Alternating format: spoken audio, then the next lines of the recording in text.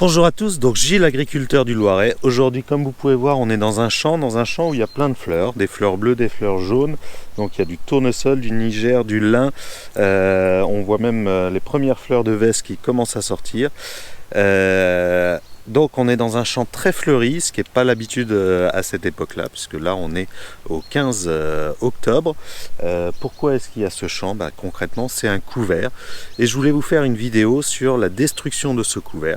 Pourquoi? Parce que j'ai décidé de le détruire avec un passage de glyphosate, donc qui est très controversé. Donc j'avais fait une petite vidéo sur ma chaîne secondaire en expliquant que j'allais faire ce passage de glyphosate. J'ai eu beaucoup de commentaires avec beaucoup de conseils, beaucoup de choses. Je devrais faire comme ci, pas comme ça. Donc je voulais vous faire une vidéo un petit peu plus longue pour pouvoir vous expliquer exactement pourquoi est-ce que je fais ça. Alors première chose, c'est qu'est-ce que c'est, pourquoi ce couvert et pourquoi l'agriculture de conservation. Là on est sur un couvert à cycle court, c'est-à-dire que je l'ai implanté après une culture que j'ai récoltée cet été et avant un blé que je vais planter à l'automne. Donc c'est un cycle court, c'est-à-dire que le couvert a 2 mois et demi, 3 mois pour pouvoir faire son cycle et pour pouvoir apporter quelque chose au sol. Quel est l'objectif du couvert? Il est déjà de couvrir le sol, d'où son nom couvert, pour éviter toute agression des éléments extérieurs et en particulier en été sur le sol. Concrètement, le soleil, les fortes canicules, tout ça, sur les quelques premiers centimètres du sol, a un impact assez important. Lorsque le sol est couvert, plus il est couvert, plus on va retrouver une humidité au sol et donc des conditions favorables à toute la vie du sol. Donc le premier objectif, c'est justement de protéger le sol, d'où le nom couvert.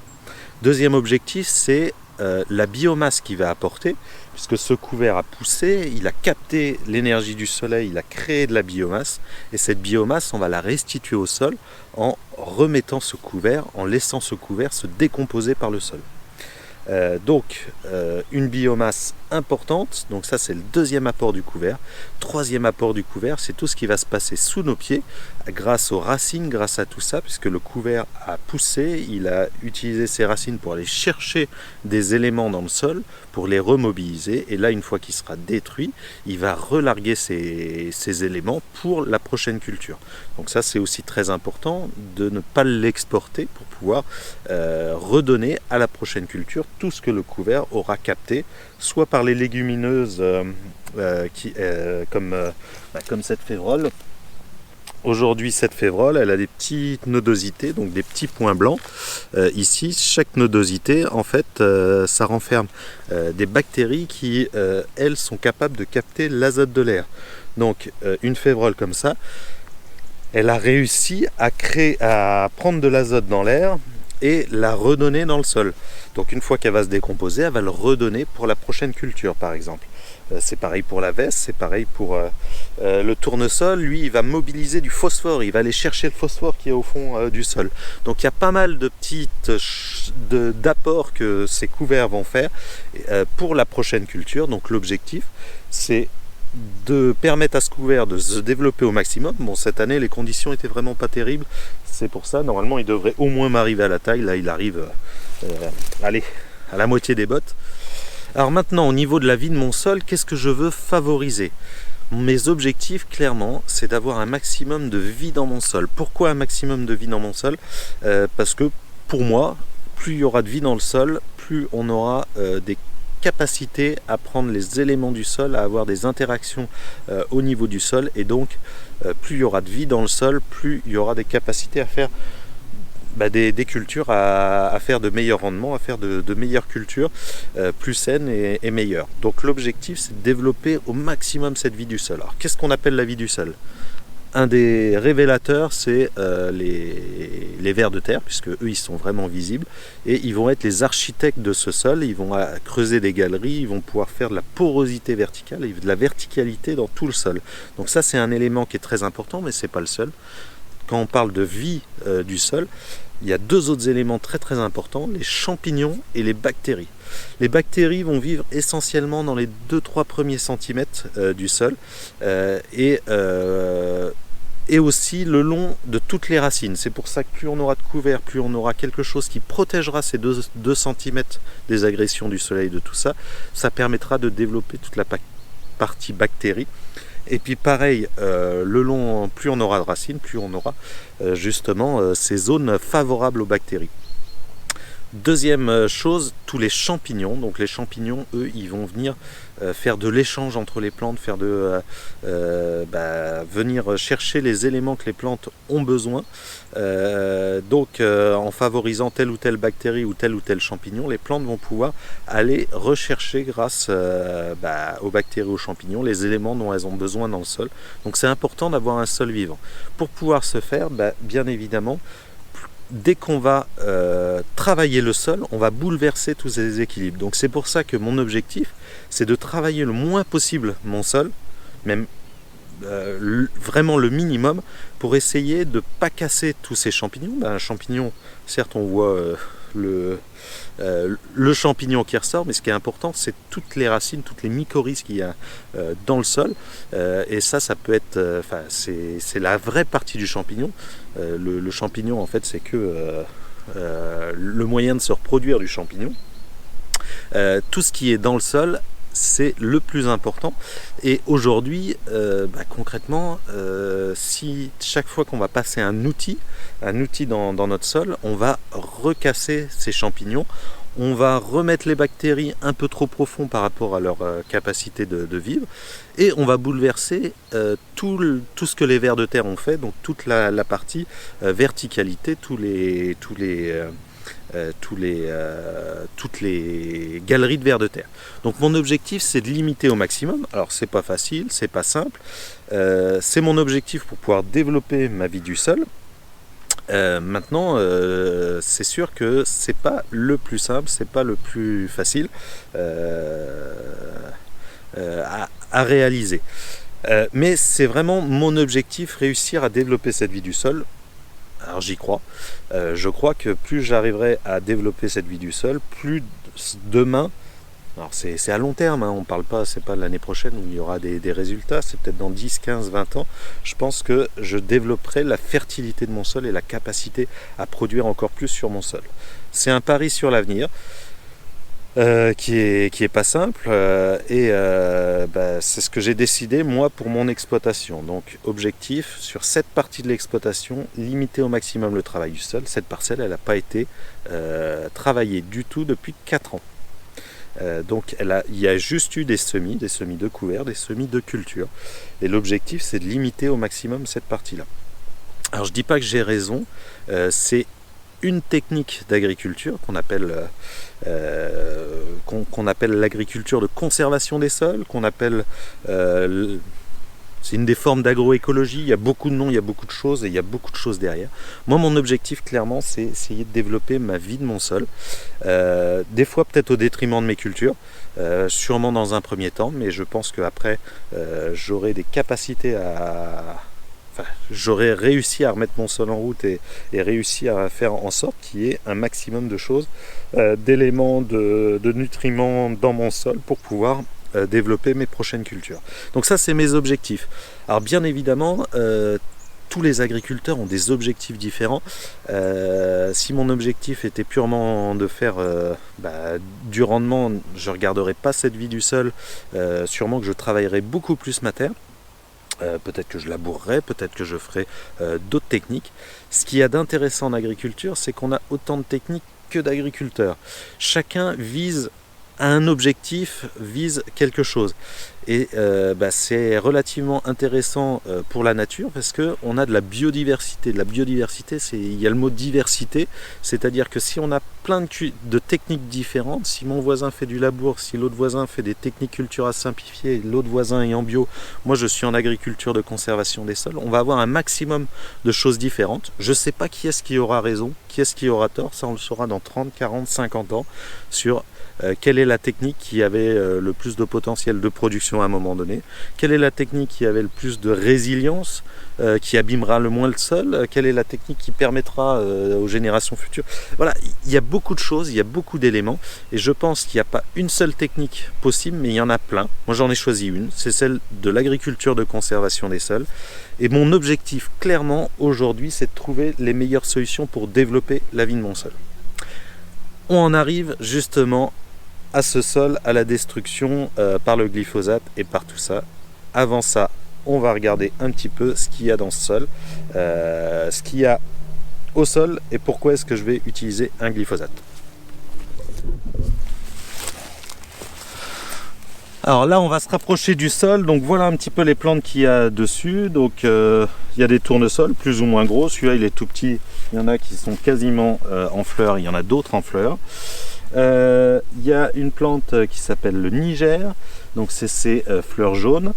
Il y a du lin, il y a de la vesse. La vesse c'est une légumineuse qui rampe. Non, ça c'est un trèfle. La vesse, elle est là. C'est une légumineuse qui rampe et qui commence, qui fait aussi, qui arrive à capter l'azote de l'air. On voit ces quelques nodosités là. Hop, c'est les petits points blancs. On a aussi des radis. Des radis qui ont un intérêt au niveau de leur racine qui est une racine pivotante et qui va aller descendre très loin. Donc on a pas mal de petites choses, on a de la févrole. Voilà ce qu'il y a au sol. Alors il n'y a pas que des bonnes choses, vous voyez, là il y a des raies gras. Donc ça c'est une mauvaise herbe, concrètement c'est de l'herbe. Ça j'en ai pas mal, il y a des zones où il y a moins de couverts, où il y en a plus. Il y a des zones où il y a pas mal de couverts, il y en a un petit peu moins. Mais si on regarde, là j'en ai un autre, j'en ai à peu près, allez, entre 30 et 40 par mètre carré, donc ce qui est beaucoup. On a les févroles au sol. On va regarder un petit peu ce qui se passe au niveau de notre sol. Donc on a déjà quelques indices. C'est ça, bon il a plu. Ça c'est les vers de terre qui ont ramené de la terre sur la surface. Donc ça c'est plutôt une bonne chose. On a de la vie au niveau de notre sol par ces vers de terre, par tout ça, on les voit. On voit quelques cabanes de vers de terre. Maintenant ce que je vous propose, on va mettre un coup de bêche et voir ce qu'il y a au niveau de notre sol.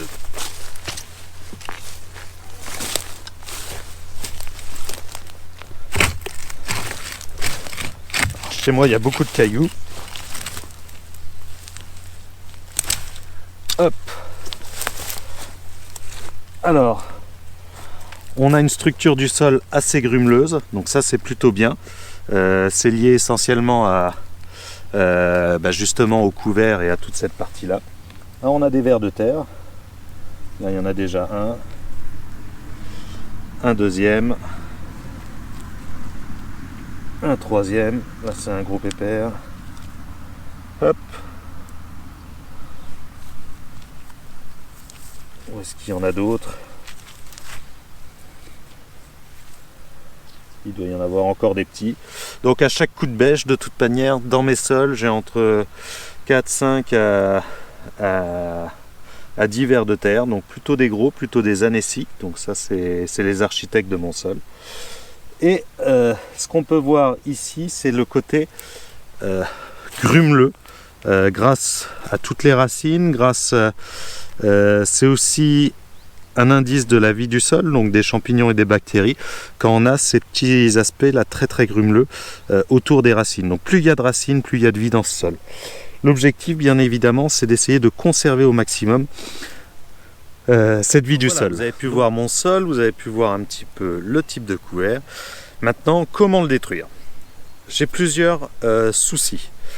Mon objectif c'est de détruire le couvert, mais pas que le couvert, c'est de détruire aussi les autres mauvaises herbes. Donc par exemple là tout à l'heure on a vu des raies gras, mais il y a aussi j'ai vu un petit peu de chardon, j'ai vu un petit peu de matricaire, il y a pas mal de choses qui ont poussé avec, il n'y a pas que le couvert, parce que bien évidemment ce couvert je ne l'ai pas désherbé, je l'ai juste semé, et pendant 3 mois toutes les graines possibles ont essayé de pousser.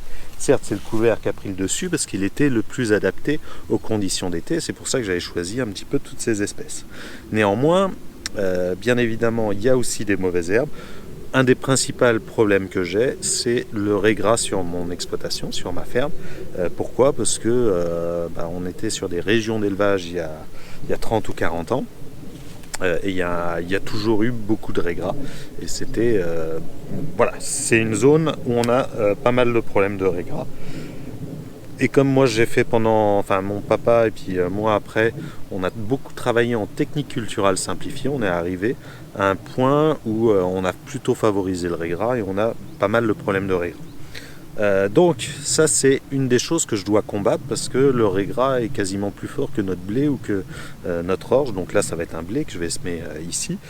Donc s'il y a un pied de régras et un pied de blé, concrètement le pied de régras est plus fort et il va avoir des racines et une capacité à taler beaucoup plus forte et à faire beaucoup plus de biomasse et donc il va étouffer le blé. Donc l'objectif c'est bien évidemment ne pas laisser des régras présents qui eux auraient déjà 15 jours, un mois d'avance en termes de racines, en termes de tout ça, parce que là ce serait catastrophique, j'arriverais pas à les maîtriser et puis mon blé aurait aucune chance face à ces réglas.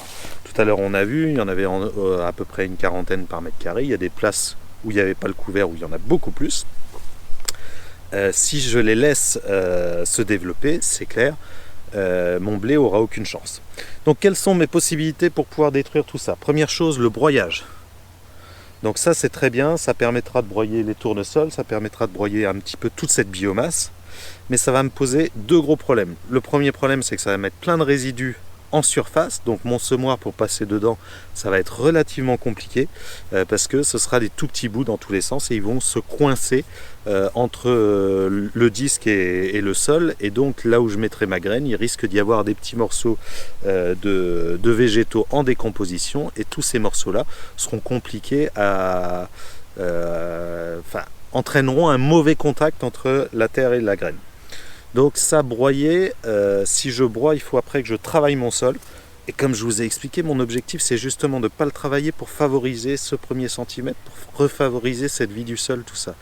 Donc c'est aussi le principe que je me suis fixé, essayer de travailler le moins possible. Donc il faut que je trouve d'autres solutions.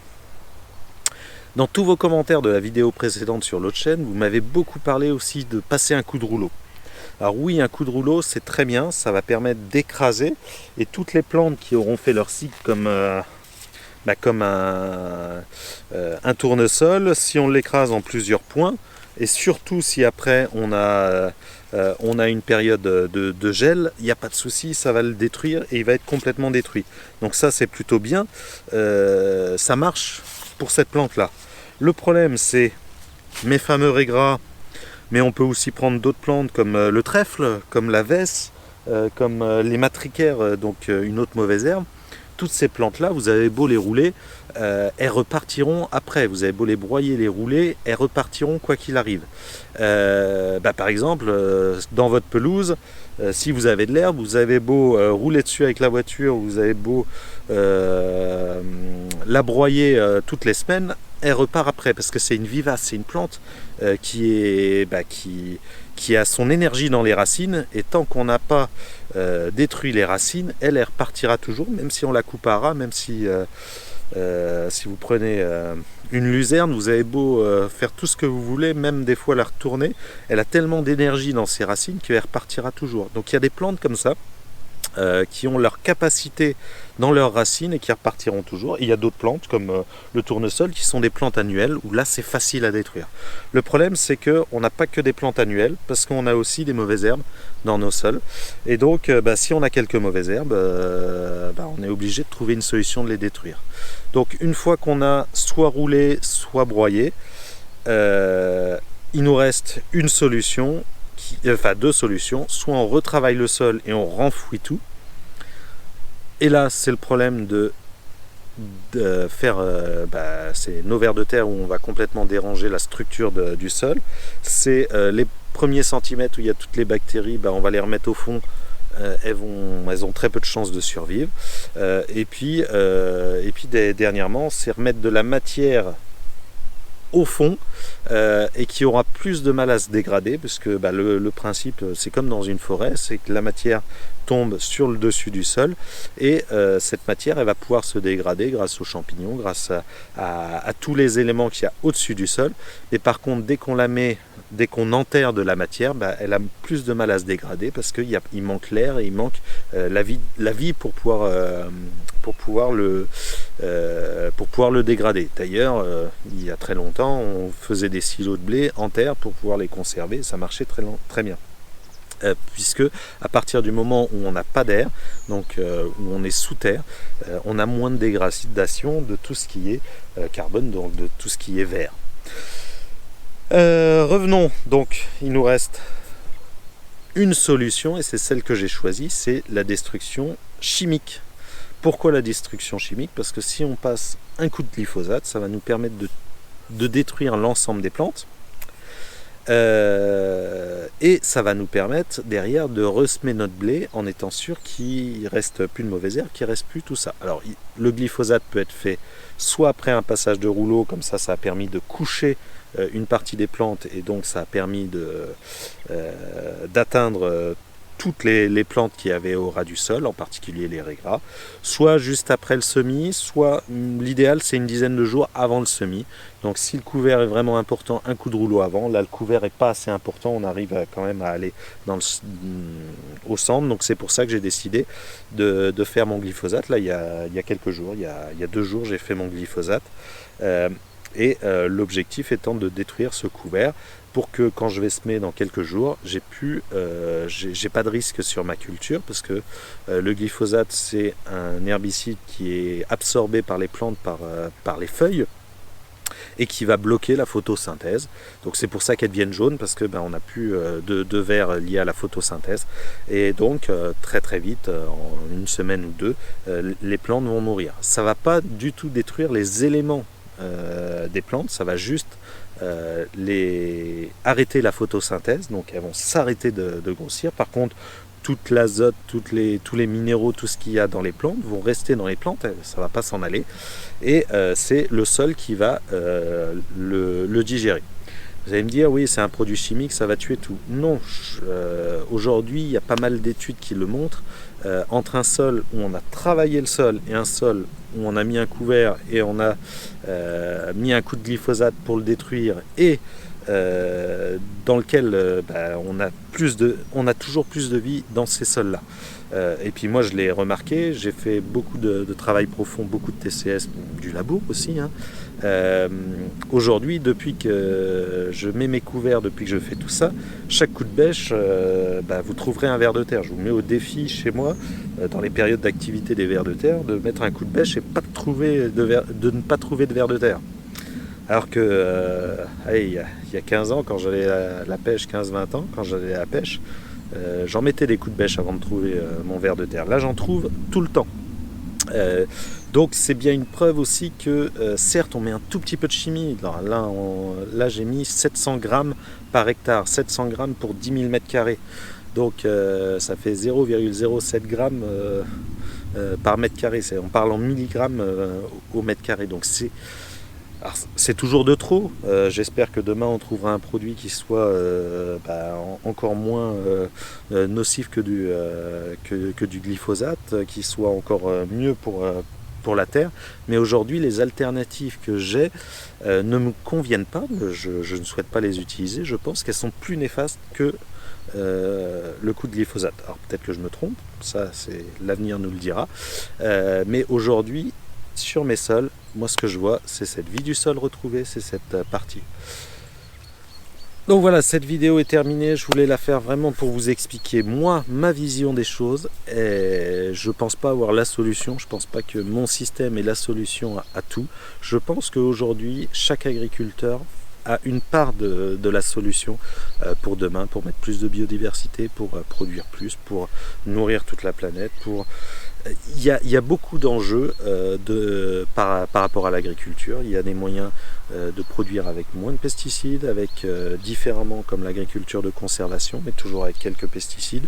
Il y a beaucoup de choses possibles en agriculture, et la chance qu'on a, c'est que en France, on a vraiment plein d'agricultures différentes, on a toutes les agricultures possibles. Et surtout, chacun d'entre nous en tant que consommateur, on a le choix d'acheter ce qu'on veut. C'est-à-dire que dans les supermarchés, on peut trouver